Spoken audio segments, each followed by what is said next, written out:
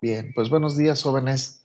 Vamos a continuar con lo que nos habíamos quedado y les voy a compartir la presentación pues, que estábamos viendo. Bien, estábamos revisando el proceso de germinación y habíamos visto las etapas, habíamos visto cuál es la etapa uno, cuál es la etapa 2, cuál es la etapa 3. Permítanme tantito. ¿Ya está viendo Valencia Sarmientos? ¿Ya estoy compartiendo con ustedes? Sí, Bueno, profesor. vamos a suponer que dijo que sí, está bien. Entonces ya hemos revisado cuáles son las etapas, qué es lo que sucede y habíamos dicho que no son sucesivas las etapas, sino que los inicios sí son sucesivos, pero se pueden traslapar estas tres etapas. De hecho, se traslapan, no se pueden, se traslapan, por necesidad se traslapan. Y estábamos viendo los factores ambientales que afectan a ese proceso tan importante que es la producción de nuevas plantas a partir de las semillas. Habíamos comentado que la temperatura podemos identificar tres temperaturas principales. Una que es la temperatura mínima, que es aquella en la que es tan baja que la planta prácticamente no crece. La temperatura óptima, en la que la velocidad de la germinación es la máxima. Y la temperatura máxima, que es la temperatura a la cual la temperatura es tan alta que prácticamente se detiene la germinación. Y ya habíamos visto las causas de, de estas temperaturas. No es cierto, de la temperatura mínima no lo habíamos visto, hasta donde recuerdo. La temperatura mínima, pues se tiene un metabolismo tan lento, jóvenes, que no se da crecimiento y precisamente ese metabolismo tan lento se debe precisamente a que se disminuyen las velocidades de las reacciones químicas. Recuerden ustedes que el metabolismo no es otra cosa más que el conjunto de reacciones químicas que realiza un ser vivo. Estábamos viendo cómo afecta el agua. Ah, bien, sobre la temperatura, estábamos diciendo que arriba de la temperatura mínima, la velocidad de germinación se incrementa, pues de una manera, curiosamente, se incrementa de manera lineal.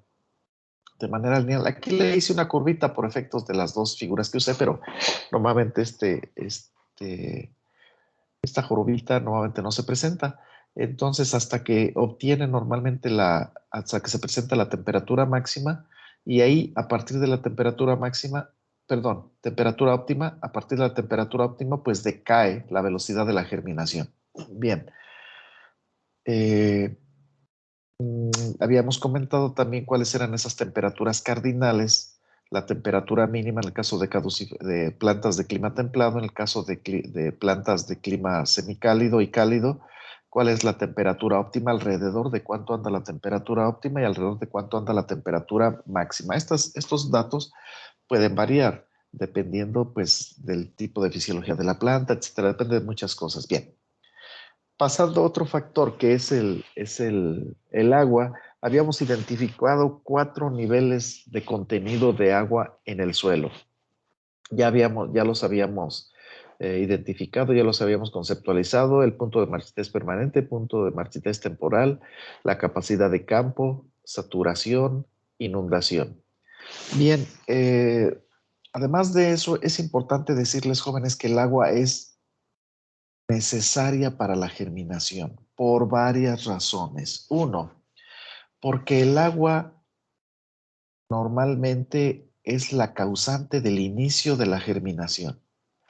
Dispara el proceso de germinación normalmente cuando entra el agua a las semillas, ¿sí? Cuando se incrementa el contenido hídrico de las semillas, se dispara el proceso de germinación.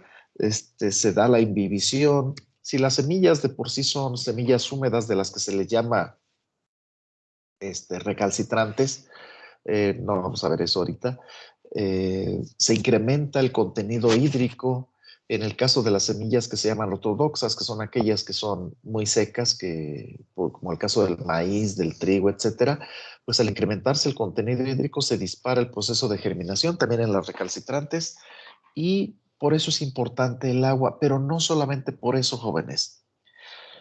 Es importante el agua durante todo el proceso de la germinación por el hecho de que se necesitan altos contenidos hídricos en la semilla y en la plántula para su sobrevivencia. Cuando bajan los contenidos hídricos, pues a niveles realmente que no podemos considerar que sean bajos, digamos, en el caso de las semillas podemos tener semillas que tienen hasta un 9, un 8% de humedad. No, no, no. Esos ya serían casos extremos. En el caso de las semillas o plántulas, eh, cuando tienen, digamos, un 50% de humedad, ya es muy bajo, jóvenes. En el caso de las semillas que están en el proceso de germinación o sus correspondientes plántulas, que son los individuos, son los nuevos individuos que van a constituir a las plantas y que se originan a partir del embrión, pero que todavía no son plantas y ya dejaron de ser embriones en la semilla, ¿sí? Entonces, la semilla, los constituyentes de la semilla, aparte de las cubiertas, incluida la planta o la plántula, necesitan de altos niveles hídricos. ¿Qué pasa? ¿Qué pasa cuando se presenta una sequía y baja el contenido hídrico en el suelo? Pues pasan muchas cosas, entre otras, eh, el contenido hídrico de la planta, de la plántula y de la semilla se disminuye también. ¿Por efecto de que se disminuye el contenido hídrico de la plántula? Permítanme tantito.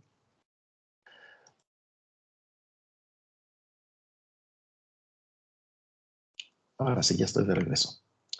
Este, ¿Por efecto de qué disminuye el contenido hídrico de la plántula que se deriva de la semilla que está en proceso de germinación? ¿Por qué, jóvenes? ¿Por qué disminuye el contenido hídrico? ¿No? Bien, entonces continuamos. Entre otras cosas, porque sale agua de esa plántula, sale hacia el suelo. Recuerden ustedes que ustedes ya manejan lo que es el potencial hídrico, que el agua viaja, se transporta, se trasloca de aquellos lugares que tienen un alto contenido hídrico a aquellos lugares que tienen un bajo contenido hídrico. En este caso, si la semilla, la plántula tienen un alto contenido hídrico, que así debe ser, y el suelo entra en un estado de sequía, rebasa incluso el punto de marchitez permanente, entonces el agua puede salir de la plántula, puede salir del resto de la semilla y se le causa procesos de senescencia, ¿sí? Y que conducen a la muerte. Recuerden ustedes que la senescencia es el camino hacia la muerte. La senescencia no es otra cosa más que procesos químicos de degradación de sustancias orgánicas complejas en sustancias orgánicas simples. Bueno, la senescencia, recuerden, es el camino hacia la muerte y no vamos a analizar su fisiología ahorita, pero es necesario entonces mantener niveles hídricos altos en el sustrato que está rodeando a la semilla, que puede ser el suelo en el caso de la siembra directa o puede ser algún otro tipo de sustrato, para mantener los altos niveles hídricos en la plántula y en el resto de los componentes de la semilla que están en el proceso de germinación. Antes de la germinación, no, antes de la germinación las semillas pueden tener bajos contenidos hídricos, sobre todo las que se llaman semillas ortodoxas, o medianos contenidos hídricos, en el caso de las semillas recalcitrantes. Pero durante la germinación, todas las semillas necesitan altos contenidos hídricos. ¿Y qué pasa? Repito, si bajan esos contenidos hídricos en el sustrato que rodea la semilla, lo más seguro es que se muera la semilla, que se muera la plántula y no se produzca el efecto que deseamos de la germinación, es decir, la producción de nuevas plantas, porque se murieron en el camino los seres vivos que estaban involucrados. ¿Hay alguna pregunta? ¿No? Bien, entonces continuamos. Por otro lado, si la inundación se presenta y se mantiene durante un periodo relativamente largo, entonces pues pueden suceder muchas cosas. También, ¿qué pueden suceder? Entre otras cosas, pues que se disminuye la concentración de oxígeno en la atmósfera que rodea la semilla y entonces la semilla deja de respirar. Recuerden ustedes que la respiración es un proceso muy importante que le sirve a la semilla. ¿Para qué le sirve a la semilla la respiración? ¿No? Bien, la respiración le sirve a la semilla para liberar la energía que está contenida en sustancias orgánicas complejas, como son específicamente carbohidratos y específicamente la glucosa, ¿verdad? Bien, pero al no haber oxígeno, se detiene la respiración y al detenerse la respiración, se detiene el crecimiento. Recuerden ustedes que a través de la respiración se libera la energía que necesita la planta para realizar otras reacciones químicas para la producción de las sustancias que van a constituir a las nuevas células y que se dé entonces el crecimiento, ¿verdad? Eh, pero no solamente eso se da, sino que por efecto de que las concentraciones de oxígeno se disminuyen muy fuertemente, la respiración intenta seguirse realizando. Específicamente la respiración se da en su modalidad anaeróbica, a la cual se le llama también fermentación. Se da la fermentación y como producto de la fermentación se producen alcohol etílico, ácido láctico, son los dos principales productos que se producen por la fermentación, pero son sustancias sumamente tóxicas. El ácido láctico y el alcohol etílico son sustancias sumamente tóxicas para prácticamente todos los seres vivos que causan entonces la muerte de la semilla y de sus componentes, entre otros la plántula, ¿verdad? Se muere la plántula y por lo tanto la germinación no va a tener éxito. Cuando esa inundación no es constante, o no es tan intensa, es decir, que se tienen niveles de saturación o que se tienen niveles de capacidad de campo en el suelo, es decir, que se dificulta tanto el flujo del oxígeno como se disminuye la concentración de oxígeno en la atmósfera interna del suelo, o que simplemente la atmósfera interna del suelo disminuye en su capacidad, en su cantidad. Puede ser que no se muera la semilla y sus componentes, entre otros la plántula, sino que simplemente se dé un crecimiento anormal, normalmente un crecimiento lento y que se den deformidades en la plantulita que conduzcan a que no se tenga una adecuada anatomía, una adecuada morfología, que se tengan serias dificultades para su desarrollo y posiblemente la plantulita que se genere no alcance a emerger de la superficie del suelo o que emerja pero con un vigor muy bajo. ¿Qué significa vigor? Vigor es la capacidad de crecimiento. Entonces, que tenga un vigor muy bajo, que el tamaño de esa plantita o es de esa plantulita primero y de la planta que va a dar origen sea mucho menor al de otras plantas y entonces puede ser que incluso muera porque no va a poder competir con las otras plantas que van a estar creciendo, que pueden ser las malezas o pueden ser las plantas del cultivo, sus compañeras, por así decirlo, pero que se ejerce una competencia muy fuerte y puede ser que esa plantulita o esa plantita, cuando ya se convierta en planta, se muera o simplemente que exprese un rendimiento sumamente bajo. Puede ser que no se muera, pero puede ser que exprese un rendimiento bajo, pues porque su aparato fotosintético es pequeño, no puede producir carbohidratos que alimentan a los frutos o a los órganos de interés para el ser humano, trátese de la especie que se trate, y por lo tanto se expresa un rendimiento bajo. Bien, en relación a, bueno, de aquí entonces resulta, jóvenes, que se presenta una condición adicional que afecta las decisiones que toman los productores. Vean ustedes, en el caso del suelo, en el caso del suelo, cuando llueve o cuando se da un riego, pues tenemos capacidad de campo, de hecho podemos tener saturación o incluso inundación durante el riego, que ya ahorita con los nuevos sistemas de riego, riego por microaspersión, riego por goteo, los que se busca el ahorro de agua, difícilmente vamos a tener inundación o vamos a tener saturación. Pero bueno, tenemos altos niveles hídricos. Qué bueno, ¿verdad? Sin embargo, ese alto nivel hídrico en el suelo que puede permitir una muy buena germinación de las semillas, no dura para siempre, sino que a los pocos días se disminuye muy fuertemente. Por ejemplo, en el caso de los suelos arenosos, al cabo de unos 3, 4 días ya tenemos niveles posiblemente de punto de marchitez temporal o de punto de marchitez permanente, dependiendo qué tan arenoso es. En el caso de los suelos arcillosos, ese contenido hídrico se mantiene durante más tiempo por efecto de que las partículas de arcilla retienen la humedad durante más tiempo. Eso ya lo revisamos incluso nosotros. Pero bueno, tanto en un suelo arenoso como en un suelo arcilloso, el contenido hídrico del suelo va disminuyendo si es que no hay reposición de agua por otro riego o por las lluvias, ¿verdad? Bien, vamos a suponer que no lo hay, que no vuelve a llover y que no volvemos a regar. Entonces el suelo se está deshidratando, está perdiendo humedad. ¿Dónde se pierde el agua principalmente? Bueno, los excesos de agua, cuando el suelo tiene contenidos de agua más allá de la capacidad de campo, se pueden perder la mayor parte del agua por percolación profunda, es decir, que el agua viaja por efecto de la gravedad hacia capas más internas del suelo y hasta el manto freático en muchas ocasiones. Cuando el suelo está a capacidad de campo o con contenidos menores de agua, la principal fuente de pérdida de agua es la evaporación que se da en la superficie del suelo. De tal manera que se presenta un gradiente en el contenido de agua en las capas horizontales del suelo.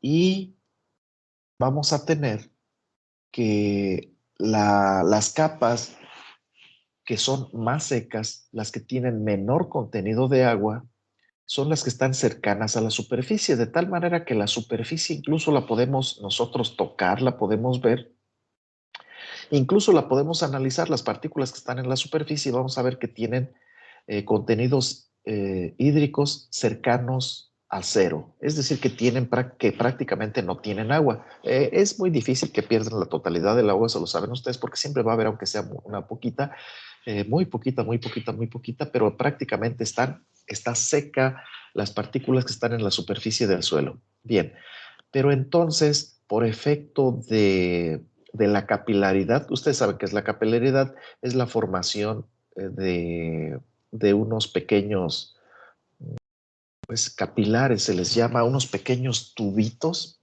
que producen, que causan que se dé la adhesión del agua a las paredes de esos tubitos que están constituidos por las partículas del suelo y también por efecto de la cohesión que hay entre las partículas del agua, es decir, por la adhesión y la cohesión se da la capilaridad, que es el hecho de que el agua viaja de las partes bajas donde hay mucha agua a las partes altas, es decir, a la superficie del suelo.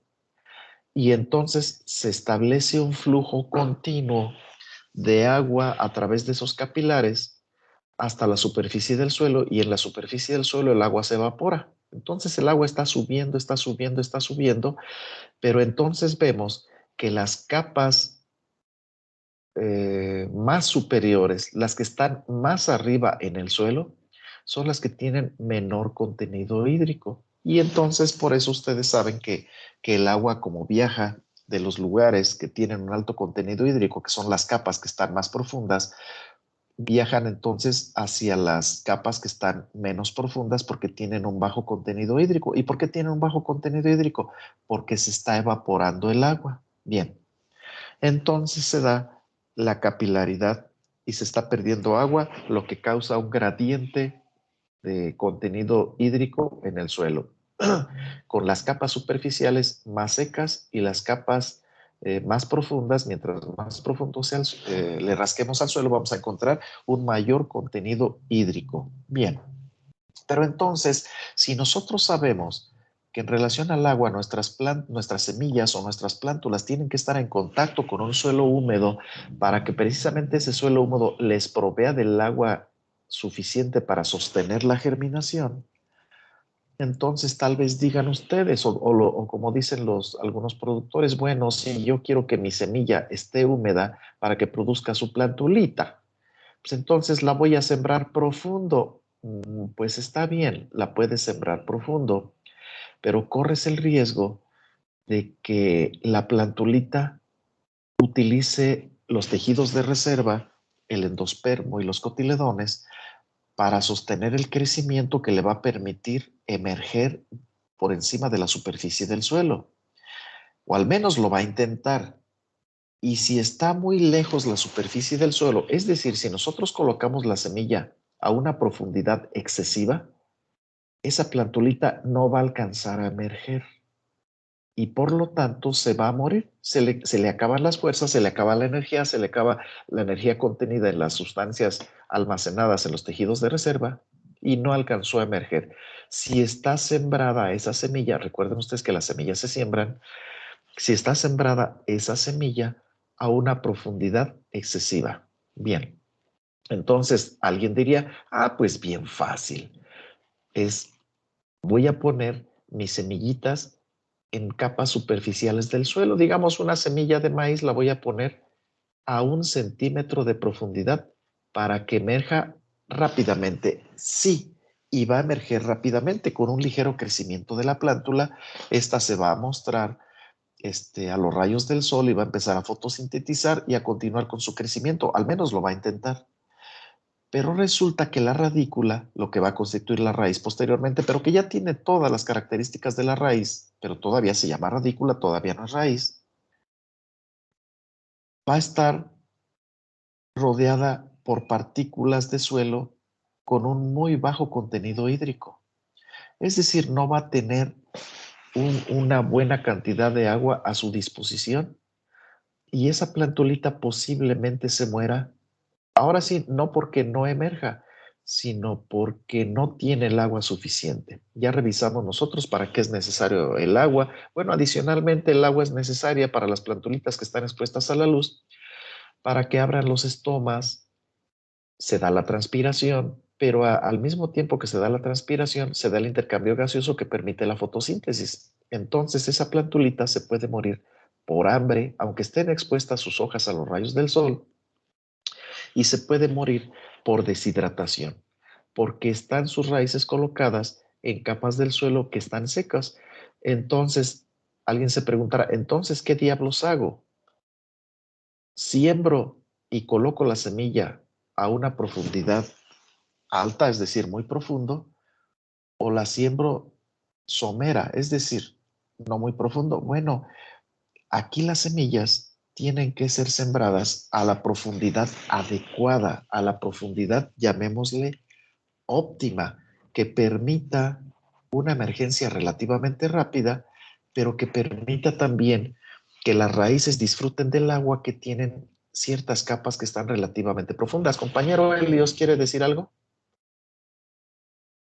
Sí, profesor, Adelante. justamente esa pregunta, ¿cuál considera la distancia adecuada? Había en los temas de mi bíblico, había ¿Distancia de qué a qué, compañero? distancia de profundidad de siembra de la semillita. Profundidad de siembra. Vamos a platicar de eso. A ver, déjame ver si enseguida. No, vamos a platicar de eso cuando veamos este, precisamente. No, no lo vamos a ver en esta presentación. Cuando entremos al tema de técnicas de propagación por semilla, ahí vamos a discutir esto, cuáles son las profundidades adecuadas para las diferentes semillas, dependiendo del tamaño de la semilla. ¿Por qué? Bueno, le explico. Porque nosotros queremos que nuestra semilla y que nuestra plántula estén en condiciones de mucha humedad. Entonces queremos sembrarlas pues muy profundo, pues porque allá es donde se encuentra el agua. Mientras más alta sea la profundidad, mayor cantidad de agua va a haber. Pero entonces estamos limitados por la capacidad de la plántula para emerger y eso depende de la cantidad de reservas que tenga la semilla. Entonces, la profundidad de siembra depende de la cantidad de reservas de la semilla y un indicador de la cantidad de reservas de la semilla es el tamaño de la semilla, de tal manera que mientras más grande es la semilla, por ejemplo, en el caso de la haba, en el caso del frijol ayocote y otras semillas que son grandes, se pueden sembrar cuando hacemos siembra directa, las podemos sembrar a profundidades de hasta 12 centímetros. Más de 12 centímetros pudiera ser demasiado y no alcanzarían a salir las plántulas, no alcanzarían a emerger a la superficie. Pero sí tienen reservas, carbohidratos, proteínas, lípidos, las semillas tienen reservas suficientes para permitir que las plantulitas crezcan y logren emerger, aun cuando las sembramos a profundidades de unos 12 centímetros. Sin embargo, existen semillas pequeñitas, como por ejemplo el caso del rábano, en el caso de la cebolla, en el caso de la lechuga, la col, la coliflor, la zanahoria, ya lo dije, que son semillitas muy pequeñas que tienen tejidos de reserva sumamente escasos, son muy poquitos, entonces no los podemos poner a 12 centímetros de profundidad las semillas porque no alcanzarían a emerger las plantulitas, ni a 10 centímetros, ni a 8 centímetros, ni a 7 centímetros. Tal vez a 4 centímetros alcanzan a emerger las plantulitas, pero es común que se siembren esas semillitas a 2 o 3 centímetros de profundidad. Y se ha visto que pues, es la profundidad adecuada para esas semillitas. Tenemos el problema de que tenemos que abastecerlas de agua o sembrarlas en el periodo de lluvias o estar regando frecuentemente. Pero tenemos opciones para eso, porque si las ponemos en el terreno definitivo, eso resulta caro, pero hay opciones. Vamos a ver después que las técnicas de siembra más trasplante nos dan una opción, pero esas las vamos a discutir en su momento. Pero entonces, la profundidad a la cual debemos nosotros sembrar las semillas depende, entre otras cosas, en el caso de la siembra directa, es decir, cuando nosotros sembramos en el terreno donde las semillitas van a producir plantas que van a expresar su productividad, su rendimiento, es decir, hacemos siembra directa, la profundidad que vamos a elegir depende del tamaño de las semillas, que es un indicador de la cantidad de reservas nutritivas que tiene la semilla, compañero. ¿Sí más o menos quedó claro? Sí, profe, gracias. Bueno, todavía no hablamos en específico de las profundidades, pero eso lo vamos a ver ya cuando estemos hablando de las técnicas específicamente, sobre todo la técnica de siembra directa. En las otras técnicas es irrelevante el tamaño de la semilla, siempre vamos a sembrar somero porque siempre vamos a tener agua. ¿Por qué? Porque ya después les explicaré. Bien, entonces esa condición de dependencia que tiene la semilla de altos contenidos hídricos en el suelo nos impulsan a sembrarla de manera profunda. Pero el hecho de que las semillas tengan reservas limitadas de carbohidratos, proteínas y lípidos que le van a permitir crecer a la plántula también de una manera limitada, nos hace que la sembremos lo más somero posible para que rápidamente la plántula se exponga a los rayos del sol. Pero entonces esas dos tendencias, esas dos estimulaciones, una a sembrar profundo y otra a sembrar somero, deben buscar un equilibrio y ese equilibrio está marcado por el tamaño de la semilla que estemos sembrando. Mientras más grande es la semilla, más profundo podemos sembrar porque va a permitir, las reservas van a permitir que la plantulita crezca y logre la emergencia. Y mientras más pequeña sea la semilla, debemos sembrar muy somero. Las profundidades que se utilizan normalmente para semillas pequeñas, como son el caso de los que ya mencioné, lechuga, col, coliflor, que son muy chiquitas, zanahoria, rábano, la cebolla es ligeramente más grandecita, pues andan entre 2, 3 centímetros de profundidad. Hay otras semillas, digamos las intermedias, por ejemplo, el caso del maíz, en el caso del sorgo, está incluso todavía intermedio entre las semillas intermedias y pequeñas. Esas las podemos sembrar, digamos, a unos 5 centímetros, el caso del sorgo. En el caso del maíz lo podemos sembrar a unos 7 centímetros. Depende del tamaño del maíz, porque hay muchos tipos de maíces, unos con semillas grandes y otros con semillas pequeñas. Y en el caso de semillas francamente grandes, como son la haba, repito, el frijol ayocote, no se me ocurre a mí alguna otra, o semillas un poquito más pequeñas, como son el garbanzo, se pueden sembrar a profundidades mayores, tal vez de 10 centímetros, tal vez de 12 centímetros. Y con eso nosotros aprovechamos la humedad del suelo sin tener que estar regando o sin depender de la lluvia. ¿Sí quedó más o menos claro o tienen alguna pregunta? ¿Quedó claro? Qué bueno. Bien, entonces vamos a pasar al tercer factor ambiental que afecta a la germinación, que es el oxígeno, jóvenes. Resulta, jóvenes, que el suelo tiene una atmósfera interna que está constituida esa atmósfera interna por el espacio poroso, de ese suelo. Recuerden ustedes que el espacio poroso de los suelos arcillosos es mayor que el espacio poroso de los suelos arenosos. Sin embargo, el movimiento del aire en los suelos arenosos es mayor que en los suelos arcillosos. En los suelos arcillosos es muy estático el aire de la atmósfera que se tiene por efecto de que las partículas pequeñas forman poros pequeños, es decir, espacios pequeños donde se localiza el aire. Bueno, eso imprime, permítanme ustedes tantito. Bien, eso hace que el aire en los suelos arcillosos tenga poca movilidad. Eh, pues porque pues, se forman pequeñas capsulitas muy pequeñas de aire y no hay conectores entre esas capsulitas o hay muy poquitos conectores entre esas capsulitas.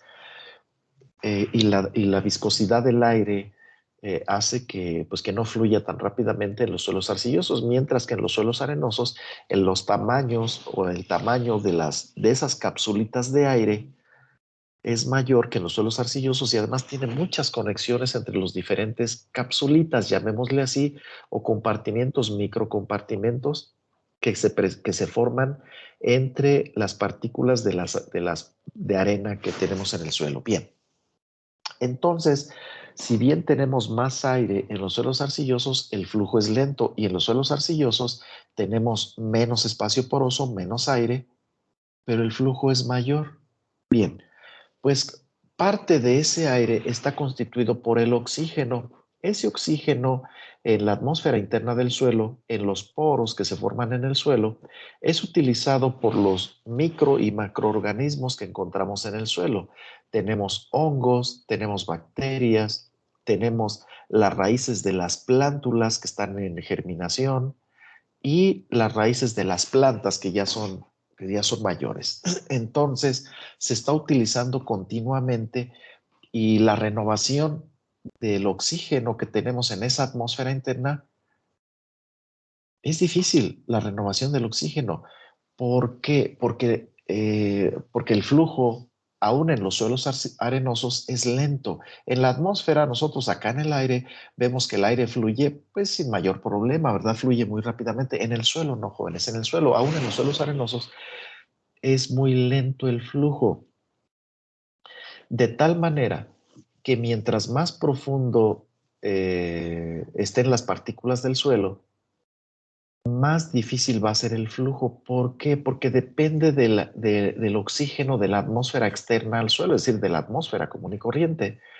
Y mientras más lejos esté esa atmósfera, se tarda más en llegar el oxígeno y aún así se está utilizando por las raíces, por las bacterias, por los hongos, por insectos, incluso por mamíferos que puede haber allí en ciertas galerías que forman en el suelo, como topos, tuzas y otros animales, ratas.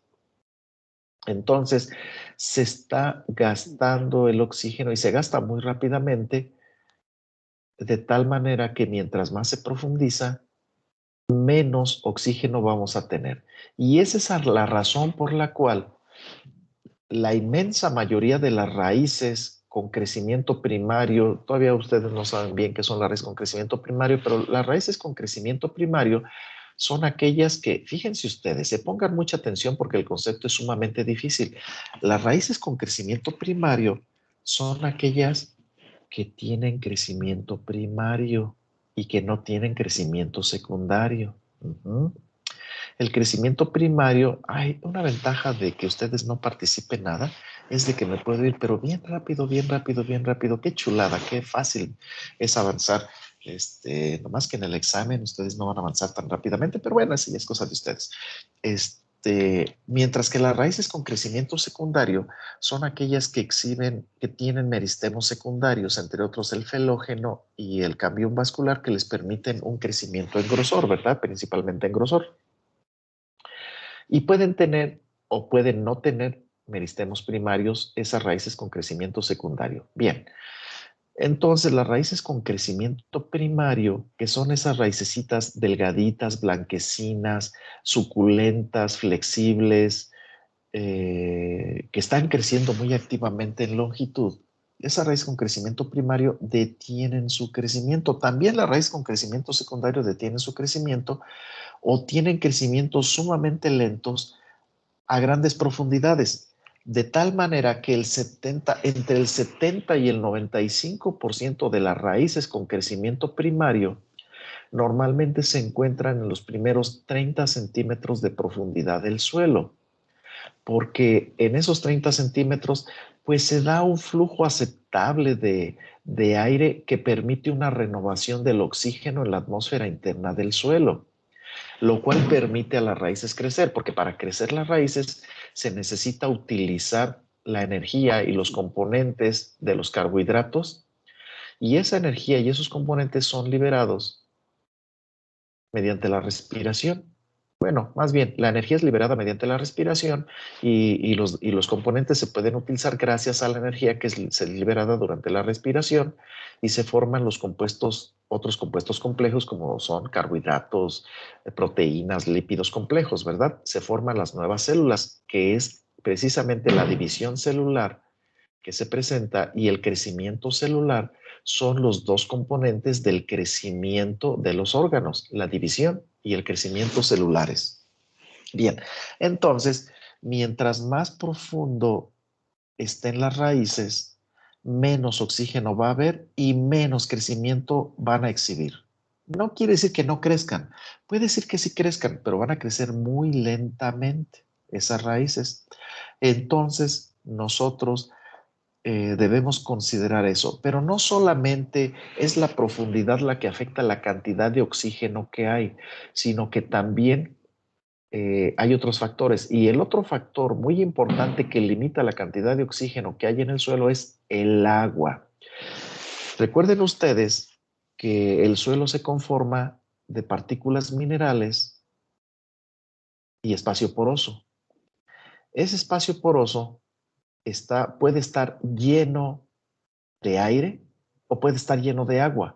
Cuando nosotros regamos un suelo, normalmente inundamos ese espacio poroso, lo llenamos con agua y esa agua desplaza la atmósfera interna del suelo. Es decir, el agua desplaza el aire y no va a haber mucho aire inmediatamente después de regar.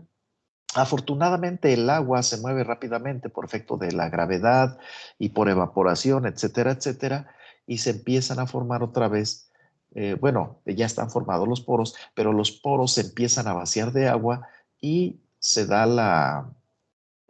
llenan de agua, porque los poros, al evaporarse el agua, pues deja una especie de vacío, se forman micro vacíos que causan que los poros jalen, succionen aire de la atmósfera, ¿sí? Y se llenen de aire.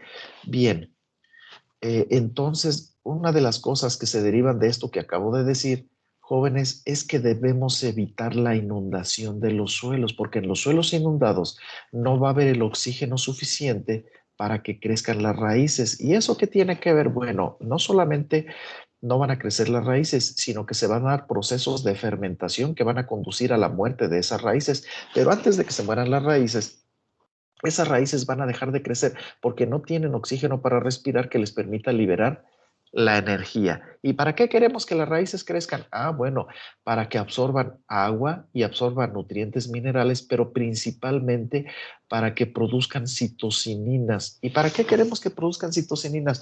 Porque las citocininas son unas hormonas que se producen en la raíz y que se traslocan a la parte aérea donde tienen muchos efectos. Entre otros efectos que tienen las citocininas en la parte aérea es el mantenimiento de la integridad de las membranas. Hoy estamos complicando esto, ¿verdad? Sí, ya se les está dificultando. ¿Qué quiere Adrián Álvarez? ¿Me podría repetir? Le solicito que repita el segundo factor, es que no lo escuché. Que afecta la de mala profundidad. El segundo factor que afecta a qué, compañero? La cantidad de oxígeno en el suelo. El segundo factor, uno es la profundidad, el otro es la cantidad de agua que haya. Mientras más Ok. mientras más agua haya, hay menos oxígeno porque hay menos aire, ¿sale? Y se gasta ese poquito aire, se gasta más rápidamente que cuando tenemos menos agua. ¿Sí? ¿Más o menos quedó claro? Sí, profe, gracias. Bien, entonces regresando. Las citocininas son hormonas que se producen en la punta de las raíces con crecimiento primario y que se traslocan a la parte aérea, y en la parte aérea tienen muchos efectos. Entre otros efectos es que mantienen la integridad de las membranas. ¿De cuáles membranas? De todas las membranas de las células. ¿Y dónde hay membranas en las células? En todos lados. Prácticamente todos los organelos tienen membranas, con excepción de los ribosomas y creo que los peroxisomas. No me acuerdo muy bien si son los peroxisomas, pero de ahí en adelante la célula tiene su propia membrana, el núcleo tiene su membrana, las mitocondrias no son otra cosa más que puras membranas, el cloroplasto son puras membranas, la vacuola es una membrana o varias membranas, el retículo endoplásmico, el aparato de Golgi, todos son puras membranas, jóvenes. Membranas que permiten la entrada y la salida de compuestos químicos, y esas entradas y salidas de compuestos químicos están gobiernan, están gobernadas por las membranas. Y las membranas, para gobernar la entrada y salida de esas sustancias químicas, tienen que tienen que tener una estructura a base de una doble capa de fosfolípidos, bueno, de lípidos en general, los fosfolípidos son muy importantes, y de proteínas. ¿Y si qué pasa con las membranas? Pues las membranas se pueden oxidar muy fácilmente. Se oxidan muy fácilmente con el oxígeno circundante, y recuerden ustedes que estamos hablando de la parte aérea. En la atmósfera tenemos un alto contenido de oxígeno, que es 21%, y eso oxida a muchas sustancias, entre otras a las proteínas y a los lípidos que constituyen a las membranas. Bien, entonces las citocininas dan un efecto protector contra esa oxidación y favorecen la creación de nuevas membranas que van a hacer que las membranas existentes crezcan o que se formen nuevos organelos.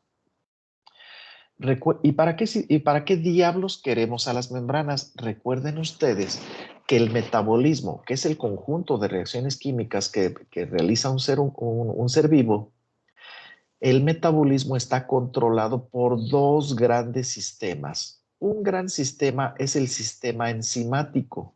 Recuerden ustedes que las enzimas catalizan reacciones que realizan los seres vivos. El otro gran sistema de control del metabolismo son las membranas, el sistema de membranas. Y para que el metabolismo se verifique de manera adecuada, las membranas tienen que estar íntegras, tienen que estar funcionando muy bien. Las citocininas permiten eso.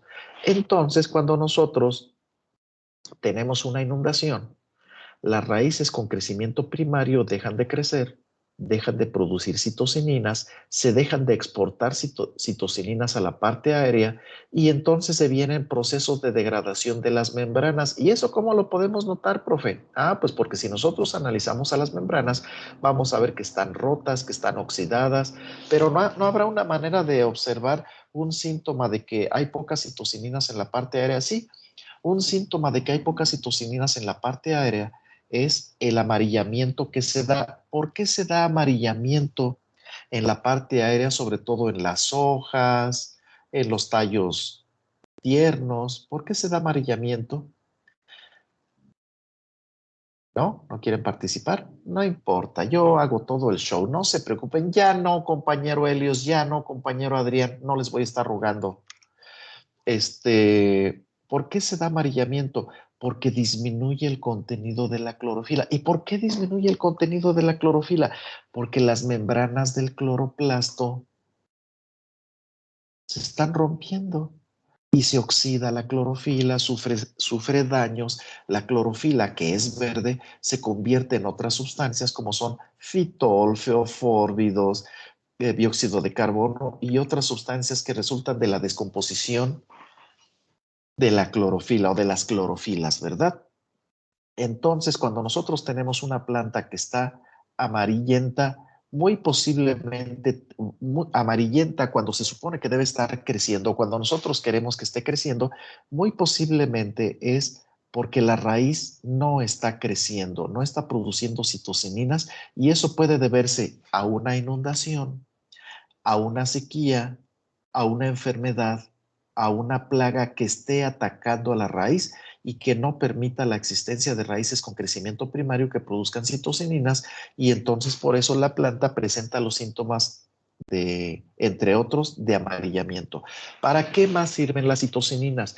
Las citocininas favorecen el crecimiento de la parte aérea, favorece de la parte aérea de todos sus constituyentes, favorece el crecimiento de los tallos viejos, de las ramas nuevecitas, de las hojas, de las flores, de los frutos, de todo. Prácticamente el crecimiento de la parte aérea está sostenido por los promotores del crecimiento, que son las auxinas, gibberelinas y citocininas. Eso ya lo saben ustedes.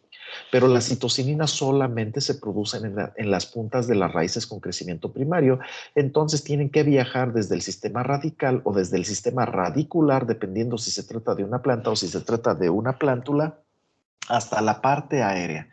Pero si no se producen porque hay una sequía, porque hay una inundación. ¿Y la inundación qué tiene que ver? Ah, bueno, la inundación desplaza a la atmósfera interna del suelo y la llena de agua, de tal manera que las raíces no pueden respirar porque no hay oxígeno. ¿Y por qué no hay oxígeno? Porque no hay aire. Y entonces detienen su crecimiento las raíces e incluso se pueden morir. Pero entre otras cosas dejan de producir citocininas y por eso se amarilla la parte aérea. ¿Tienen alguna pregunta, Adrián Álvarez? No, profesor. ¿No? ¿Alguien tiene alguna pregunta? ¿Sí les quedó bien claro todo esto? Qué bueno, porque se los voy a preguntar en el examen, pero no les voy a preguntar, oigan, ¿qué cosas son las citocininas? ¿Para qué sirven las citocininas? No, les voy a decir, ¿qué efectos tiene la inundación sobre la planta? Sobre la condición anatómica, morfológica, fisiológica y bioquímica de la parte aérea de una planta.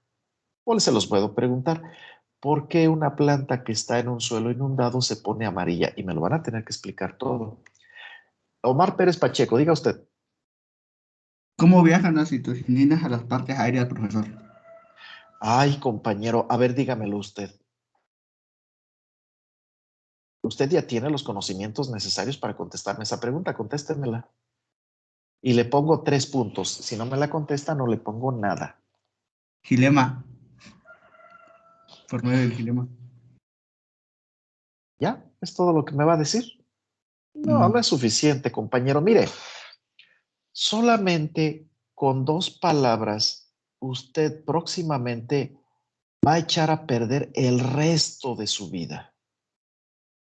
Cuando el oficial del registro civil le pregunte, Omar Pérez Pacheco, ¿acepta usted como esposa a fulana de tal? Y usted tontamente va a decir, sí, acepto. Y ya se fregó para el resto de su vida. Bueno, ya existe el divorcio, ¿verdad? Bueno, bueno, pero cuando yo le digo que me explique algo, a mí no me va a convencer con 2 palabras. Sí, a las muchachas la convence, ¿quieres ser mi novia? Son 4 palabras. ¿Quieres ser mi novia? Y al menos a mí nunca me dijeron que no, que estoy bastante feíto, ¿verdad? 4 palabras. Con 4 palabras difícilmente usted va a poder describir un proceso de un ser vivo, compañero. Entonces, cuando dice gilema, es una sola palabra. Olvídese. Si cree que con una palabra, si cree que con 4 palabras va a convencer a una mujer de que le preste su cuerpecito, de que sea su novia, de que vaya usted a tomar un café, o si cree usted que va a convencer a una persona de que usted tiene conocimientos, por ejemplo, que me quisiera convencer a mí para contratarlo como ingeniero agrónomo que se encargara de mis huertas. Y le diría, a ver, compañero, ¿por qué? ¿Cómo es que viajan las citocininas en una planta? Y que usted me conteste, Gilema. Que le vaya bien, compañero Omar Pérez Pacheco, consígase un trabajo de Pues no sé, donde no se necesite hablar mucho, tal vez de taxista, de taquero. ¿Cuántos tacos quiere? Son 3 palabras. ¿Cuántos tacos quiere? Y ya después que le pidan la cuenta, ¿cuánto le debo, taquero? 300 pesos. Son 2 palabras. Ah, ahí podría funcionar usted sin mayor problema. O que le digan, usted puede decir, ¿a dónde lo llevo? Son 4 palabras, le van a costar trabajo a usted. 4 palabras, le cuesta trabajo. Pero bueno, vamos a suponer que hace usted un esfuerzo intelectual y logra emitir esas 4 palabras. ¿A dónde lo llevo? 4 palabras. Considerando que dos de esas palabras son cortitas, ¿verdad? Se podría usted desarrollar bastante bien ahí. Pero en el mundo intelectual necesita usted hablar. Ahora, fíjese usted muy bien lo que le voy a decir.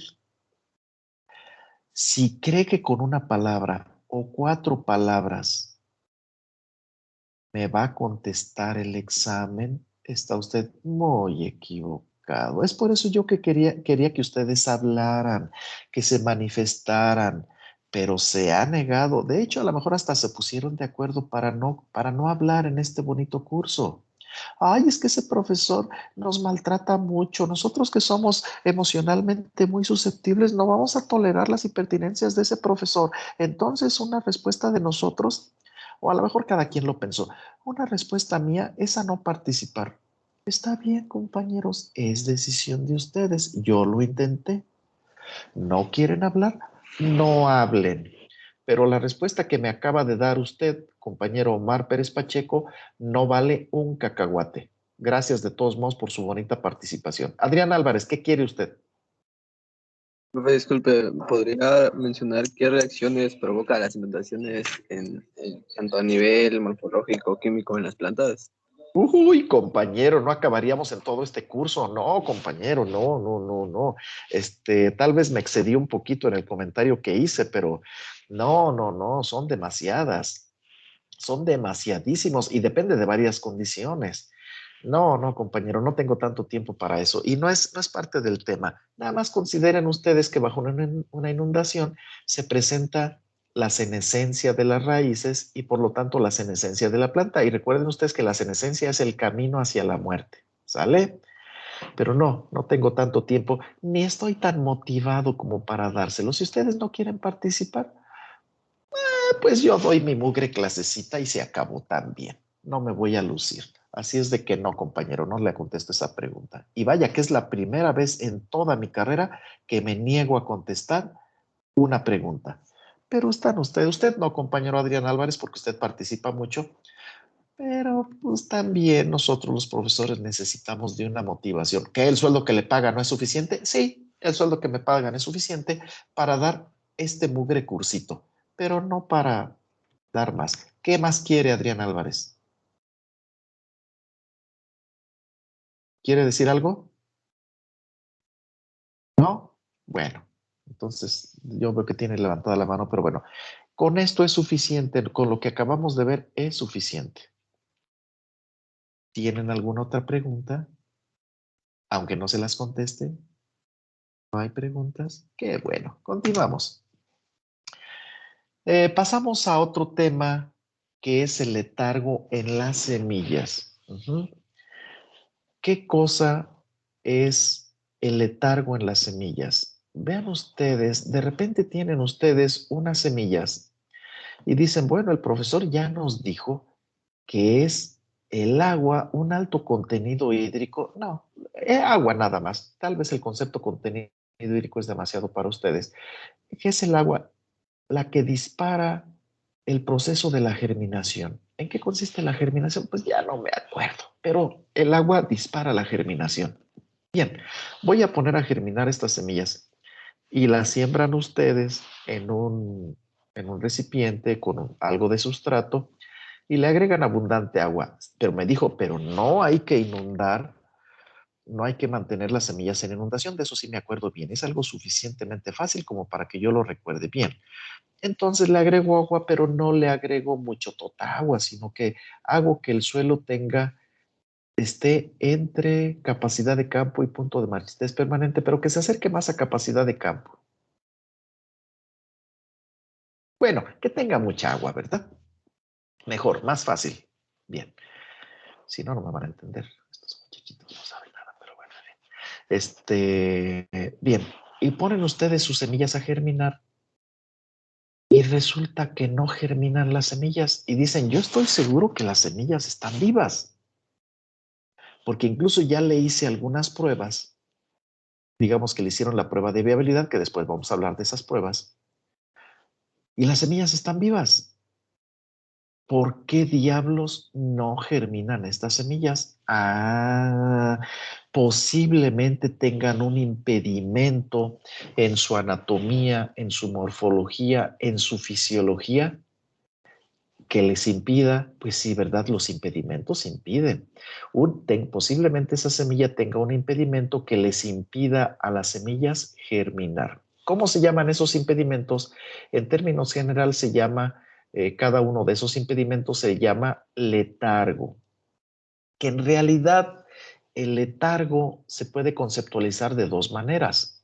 Uno, como la condición de la semilla que está sometida a un factor que impide su germinación, pero también se ha conceptualizado por los libros, pues sí, sobre todo por los libros y por los autores que han manejado letargo en semillas y entienden por letargo un factor endógeno de las semillas que impide su germinación. Entonces tenemos esos dos conceptos. Concepto de letargo, condición de la semilla, por efecto de un factor que le impide germinar. Otro concepto de letargo es ese factor que impide la germinación de la semilla. Pero bueno, nosotros para efectos de este bonito curso vamos a entender por letargo un factor endógeno que tienen las semillas y que impiden su germinación, ¿sí? Y normalmente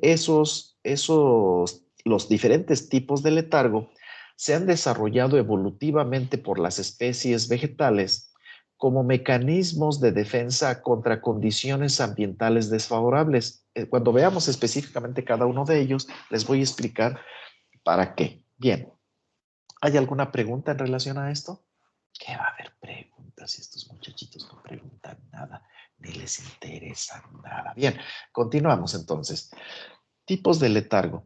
Tenemos el letargo físico, el letargo mecánico, el letargo por embriones inmaduros, el letargo por embriones rudimentarios, el letargo por inhibidores encubiertas, el letargo interno o del embrión, y también tenemos el letargo fisiológico. De hecho, no son los únicos tipos de letargo.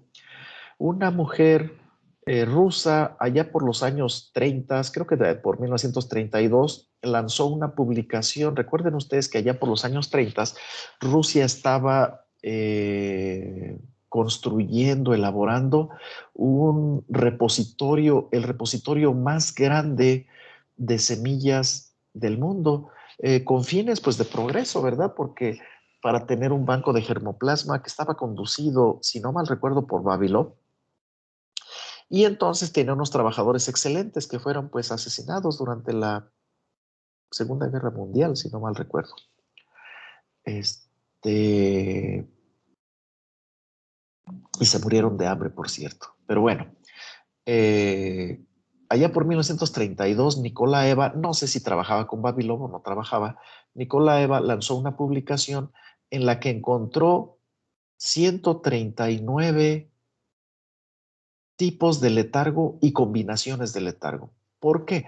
Porque hay semillas que presentan un solo tipo de letargo y hay semillas que presentan combinaciones de varios tipos de letargo, es decir, que se presentan varios tipos de letargo simultáneamente y entonces si nosotros quisiéramos que germinaran esas semillas, tendríamos que eliminar pues los 2 o los 3 o los 4 tipos de letargo que presentan esas semillas. Pero entonces Nikolaeva hizo una clasificación muy exhaustiva, muy exhaustiva, y de hecho presentó muchos tipos de letargo simple. Los que yo le estoy presentando aquí son tipos de letargo simples, pero presentó otros tipos de letargo adicionales que presentan las semillas. Es un estudio muy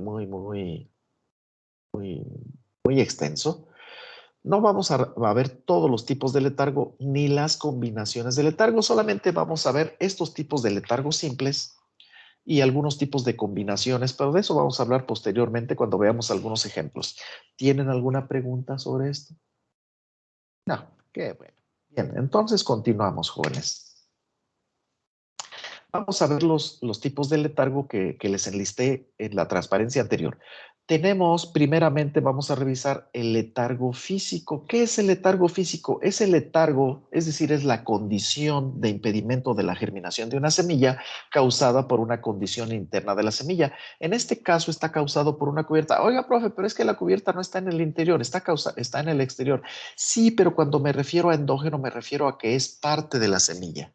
Y cuando digo que es una condición interna, que pertenece, esa condición pertenece a la semilla. Entonces la cubierta pertenece a la semilla, ¿verdad? Bien. Entonces el letargo físico es un impedimento que tiene la semilla por efecto de tener una cubierta lignificada, ¿sí? Delgada e impermeable. Tiene esas tres características. Está lignificada, es delgada y es impermeable. ¿Qué significa que esté lignificada? Que esté constituida esa cubierta por células que están impregnadas de lignina, que pueden ser fibras o esclereidas, que forman una esclerénquima, ¿verdad? Eso lo saben ustedes. Pero no solamente tiene que estar lignificada, no solamente las células tienen que estar lignificadas o haber formado una esclereida, una esclerénquima, perdón, sino que esa cubierta tiene que ser delgada. Oiga, profe, ¿y si es gruesa? Ah, si es gruesa es otro tipo de letargo. Bien. Tiene que ser una cubierta delgada, pero además tiene que ser una cubierta continua que impida precisamente la entrada. Normalmente impide la entrada de oxígeno y de agua, pero principalmente de agua.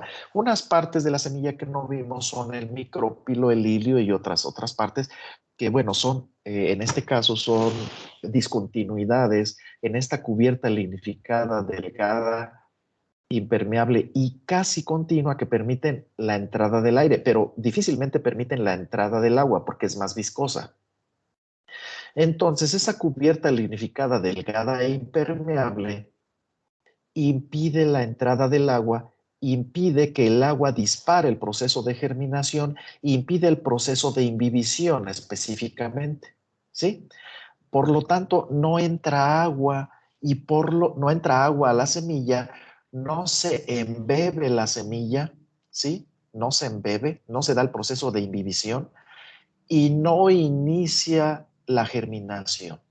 Es por eso que decimos que las semillas están en letargo y es causado por esta cubierta lignificada, delgada, impermeable que impide la entrada del agua y por lo tanto no se presenta, no se inicia la germinación. ¿Tienen alguna pregunta? ¿No? Ah, Adilene Yaray, diga usted. Profesor, ¿la latencia es lo mismo que el letargo?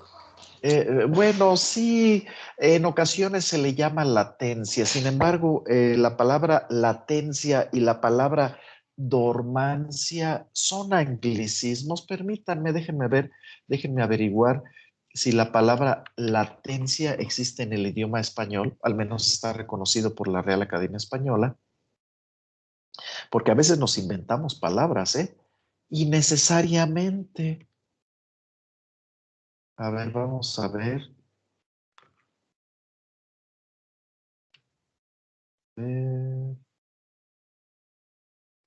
Aquí está el diccionario. Ya volvió, le cambió de nombre. La Real Academia Española le cambió de nombre a su bonito diccionario. Uy, ahora dificultó la entrada. Ay, digo, Real Academia Española. Bien, vamos a poner latencia. ¿Qué significa latencia? No, fíjense ustedes. La palabra latencia no está reconocida por la Real Academia Española. A ver, vamos a ver si está reconocida la palabra dormancia. Ay, no, tampoco existe la palabra dormancia en español. A ver, vamos a ver la palabra letargo. ¿Qué significa letargo? Ah, uy, Dios mío. No, se me hace que estoy en el diccionario equivocado, porque sí hay respuesta, pero me lo da de una manera equivocada. Permítanme ustedes, déjenme ver, porque el diccionario de la Real Academia cambió su interfase. A ver, vamos a ver. Ah, ya está. Ya volví a la interfase anteriormente. A ver, vamos a poner latencia. Pues sí, sí existe la palabra latencia y significa cualidad o condición de latente. En biología significa tiempo que transcurre entre un estímulo y la respuesta que produce. Pues no es el caso, ¿verdad? No lo usamos nosotros para eso. Y en particular, lapso entre el momento en que se contrae una enfermedad y la aparición de los primeros síntomas. Bueno, también se le llama periodo de incubación. Pero bueno, no nos da, la palabra latencia no nos da el significado que nosotros buscamos. A ver, dormancia. Dormancia. No existe la palabra dormancia. Aviso, la palabra dormancia no está en el diccionario. La entrada que se muestra a continuación puede estar relacionado. Dominancia, no. No, compañera Adilene, la palabra latencia no tiene los requisitos que nosotros buscamos, no tiene el significado que nosotros buscamos para hablar, para referirnos a lo que llamamos ahora letargo. Y la palabra dormancia, sobre la cual usted no me preguntó y que se ha utilizado en muchas ocasiones, tampoco, porque es una palabra, son anglicismos los dos, latencia y dormancia son anglicismos, que son innecesarios porque existen palabras en español, así como una selfie, ¿verdad? Pues ¿por qué no le llamamos una auti? Pues es una autofoto o un autorretrato, pero no le llamamos selfie. Todavía no aprendemos a hablar español e intentamos hablar inglés. ¡Ay, qué miseria! Bueno, ¿quedó más o menos claro, compañera de Elena? Sí, profesor, gracias. Pues, Adrián Álvarez, ¿usted quiere decir algo? Sí, profe. Dígame. Profe, ¿el letargo físico lo traen todas las semillas o es la condición especial de una No, determinada semilla? no, solamente algunas, pero espéreme, es que no me han dejado continuar. Ahorita vamos a continuar. ¿Sale? Jefe de Sí, grupo, ¿sí les estoy proyectando la presentación? ¿Sí la están viendo? Sí. Ah, no está el jefe, ¿verdad? Y la subjefe se tarda mucho cuando se le pega la gana contestar y cuando su bonito aparato le permite contestar. Su jefa de grupo, ya le dije desde la primera clase que tiene usted que conseguirse un mejor equipo, sobre todo para el examen, ¿sí? Porque en el examen el tiempo va a ser sumamente reducido y tiene que tener un sistema bastante ágil. Y a los que no, y ahora sí, como este grupo casi no quiere participar mucho, no les voy a hacer concesiones. El que presente examen, lo califico. El que no presente examen, le pongo un 0 directo. Bien. Bien, este tipo de semilla, este tipo de letargo lo presentan varias semillas. Adrián Álvarez, ¿quiere decir algo? No, que no, ¿verdad? Lo presentan varias semillas, muchas, de hecho, muchas semillas. Lo presenta la pera, las semillas de pera, las semillas de manzana, las semillas de naranja, en mayor o menor medida, tienen cierto grado de lignificación las semillas, unas lo presentan, otros no lo presentan. Semillas de los géneros Amaranthus, del género Chenopodium, del género Convolvulus. El género Amaranthus son, por ejemplo, la alegría, el quelite. Del género Chenopodium también tenemos algunos quelites. ¿Cómo se llama esta hierbita que sirve para darle sabor a los frijoles? El epazote. Uh-huh. Y del género Convolvulus tenemos varias plantas que son enredaderas, que producen una florecita en forma de trompetilla. Algunas se les llama quebraplatos, que crecen como enredaderas en el maíz y en algunos otros lugares. Pues son unas flores muy bonitas, blancas, moradas, etcétera, pero son enredaderas del género Convolvulus. Y estas son unas fotografías de algunos ejemplos de semillas. Estas son semillas precisamente ¿de qué? Sabrá Dios de qué será, pero tienen una cubierta lignificada continua y tienen letargo físico. Estas semillas, que también sabrá Dios de qué serán, tienen una cubierta continua lignificada que le causa letargo a las semillas. Estas semillas son semillas de manzana o de pera, creo. Y esta otra semilla que tenemos aquí, sabrá Dios de qué será, pero tiene una cubierta lignificada continua. Claro, también tiene algunas deposiciones de algún otro material blanquecino, pero tienen un material lignificado constituido en las paredes celulares de lo que fueron células del esclerénquima, ¿verdad? ¿Y por qué digo fueron? Porque ya no lo son. Recuerden ustedes que las células del esclerénquima mueren jóvenes, pero permanecen las paredes celulares lignificadas. Entonces ahí están las paredes celulares lignificadas de lo que fueron las células del esclerénquima que están cubriendo a la semilla. ¿Tiene alguna pregunta? ¿No? Bien. Si nosotros quisiéramos que esas semillas germinaran, no bastaría con que las pusiéramos en un medio húmedo, en un sustrato, por ejemplo, húmedo, y que germinaran las semillas. Tendríamos que eliminar el efecto de esta cubierta. ¿Y cómo se le llama a la eliminación del efecto o de esta cubierta? Se le llama escarificación. ¿Qué cosa es la escarificación? Es la afectación de la integridad de las cubiertas para efectos de evitar esa condición de impermeable que tienen esas cubiertas. ¿Cómo lo podemos hacer? Pues lo podemos hacer relativamente fácil, ¿verdad? Podemos hacer una escarificación mecánica que consiste en la eliminación de la cubierta. Puede ser que con unas tijeras, con una navaja, ustedes le causen daños a la cubierta y le retiren la cubierta a la semilla. Ujú. También pueden ustedes hacer una laceración. ¿Qué cosa es una laceración? Una herida. A ver, déjenme ver qué significa laceración. Laceración. Acción y efecto de lacerar. Pues como que no sirve de mucho, ¿verdad? Lacerar, ¿qué significa? Lastimar, golpear, magullar, herir. No solamente significa herir, sino que también significa golpear, lastimar, magullar. Bien, pues entonces eh, el herir a las semillas, es decir, causándole una discontinuidad a la cubierta de las semillas. ¿Y cómo lo hacemos, profesor? Pues puede ser con una navaja, puede ser con un cuchillo, con un machete, con un rayo láser muy potente, con los efectos de un bombardeo de electrones con un sincrociclotrón, como el que está en Suiza. O puede ser con una lija, ustedes le raspan y le raspan y le raspan a la semilla y con eso le pueden causar discontinuidades a la cubierta, es decir, le causan una herida a la cubierta, es decir, afectan la integridad de la cubierta y con eso permiten que le entre el agua, provocan la formación de una apertura, ¿qué será? A ver, déjenme ver qué cosa es una abertura. Abertura.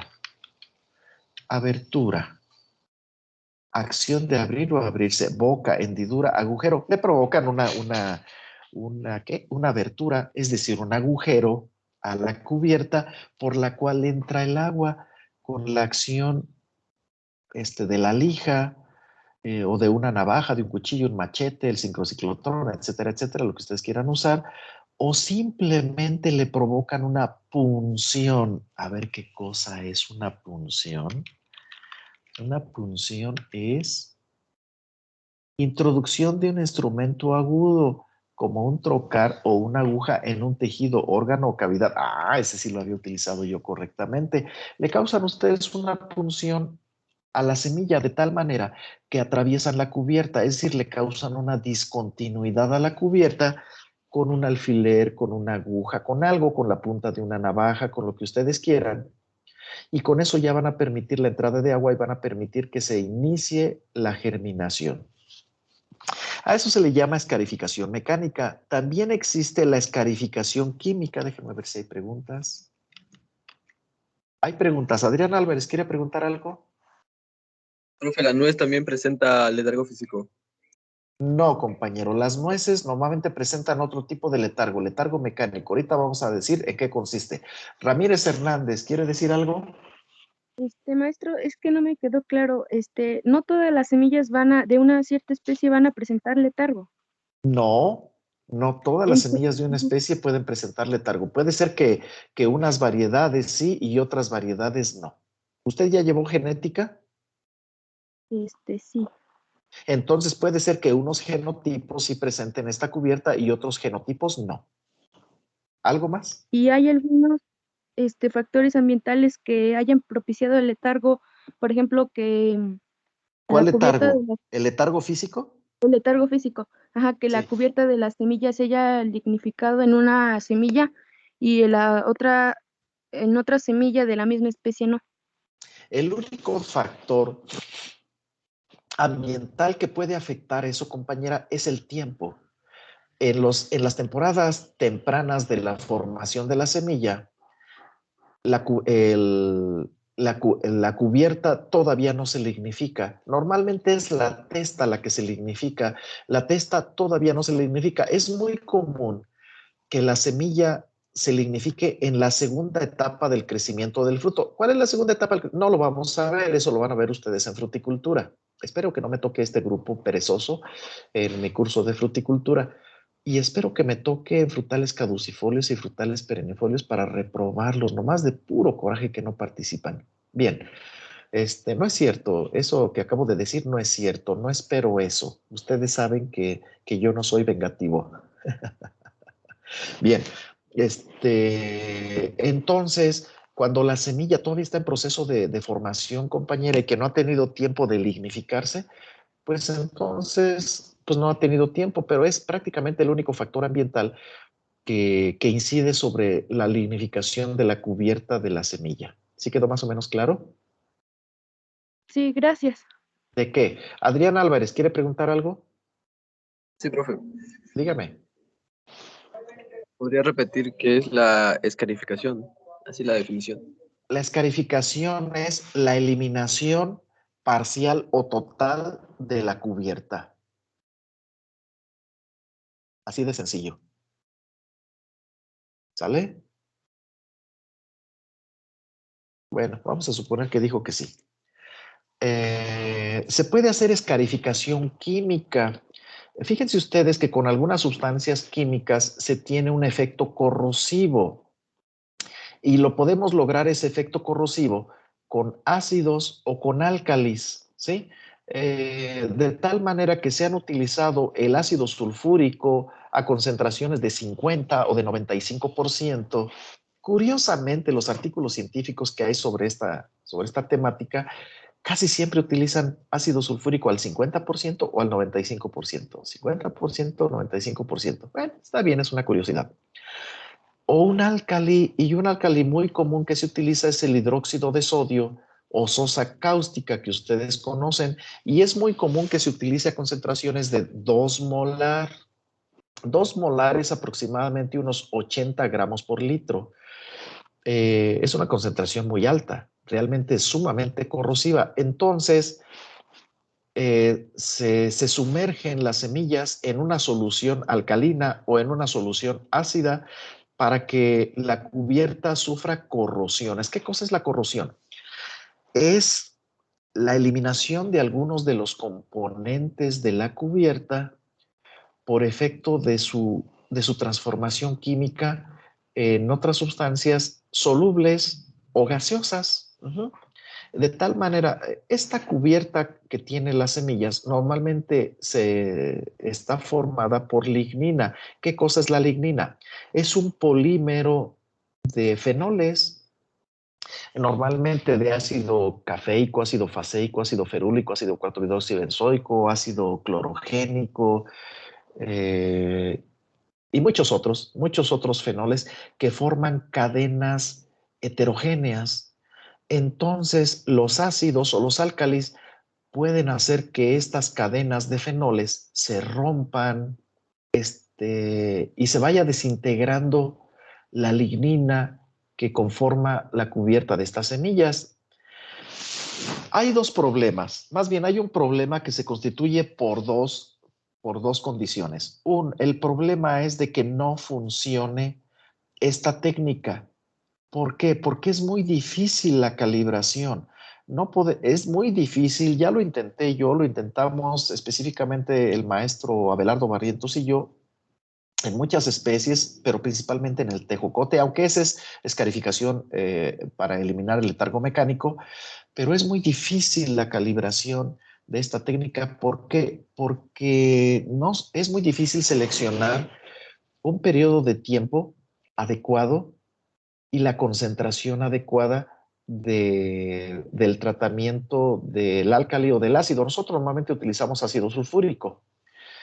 Si nosotros lo aplicamos por un tiempo demasiado breve o con una concentración muy baja, va a ser insuficiente el tratamiento y no vamos a romper la cubierta. Pero si es excesivo el tiempo o la concentración, se va a romper la cubierta y el álcali o el ácido van a entrar a los tejidos de la semilla, a los tejidos vivos de la semilla y la van a matar. Entonces, es muy difícil, jóvenes. La calibración de esta técnica es muy difícil. Entonces, existe otro tipo de escarificación que es normalmente a la que se recurre, que es la escarificación biológica, que al final de cuentas la escarificación biológica es un tipo de escarificación química. ¿En qué consiste la escarificación biológica? Bien, ustedes toman esta semilla y la siembran en el sustrato común y corriente. Sin ningún problema la siembran como si fuera a germinar la semilla.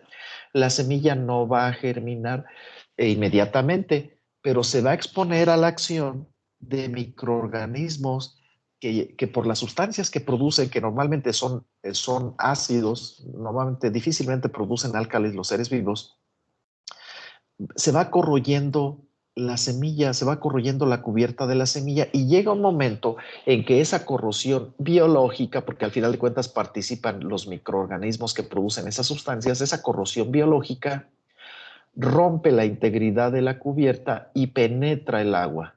Y entonces empieza a dar la germinación. Entonces, ¿qué tenemos que hacer, profe?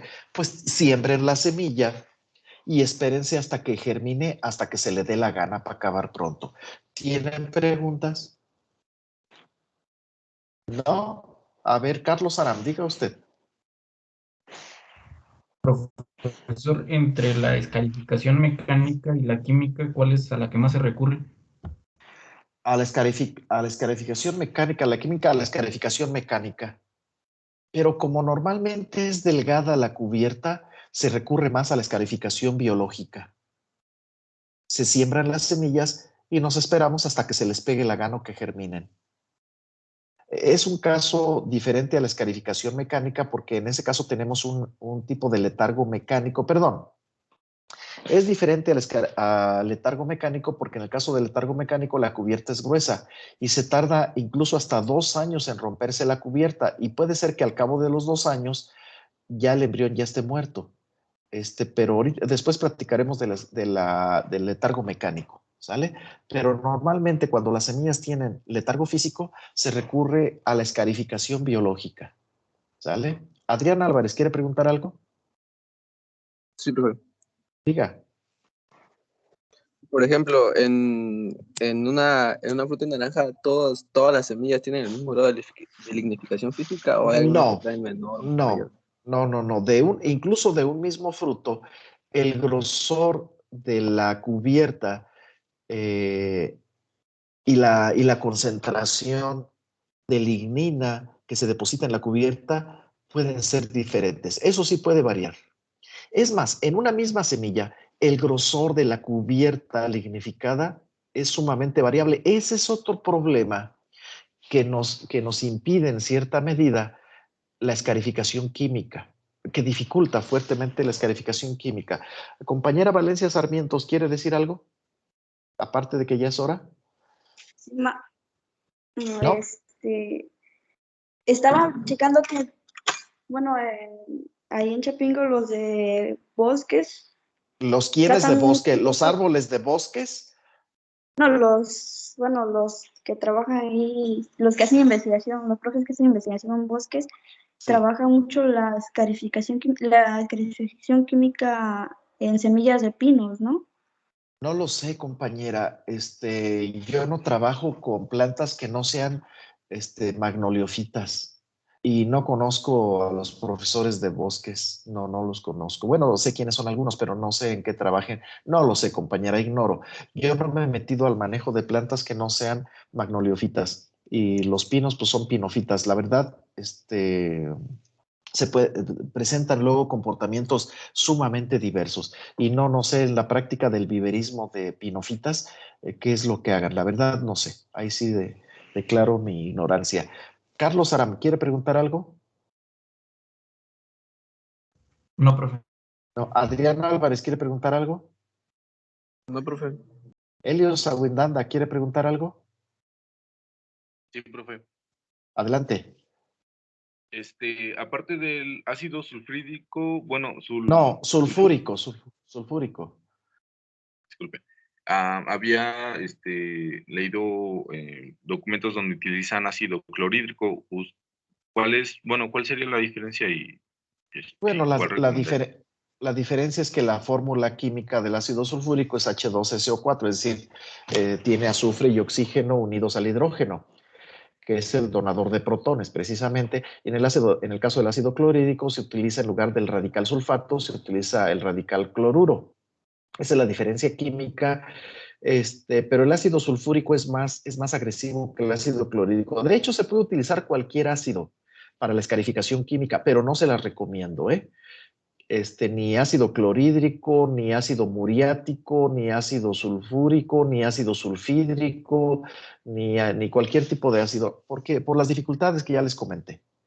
Pero esa es la diferencia. Ya parece que no hay participaciones y ya es hora de que nos vayamos. Su jefa, ¿puede usted terminar la grabación, por favor? Está bien, vamos a suponer que dijo que sí. Pues yo como quiera me voy. Si se quieren quedar ustedes, quédense. Nos vemos.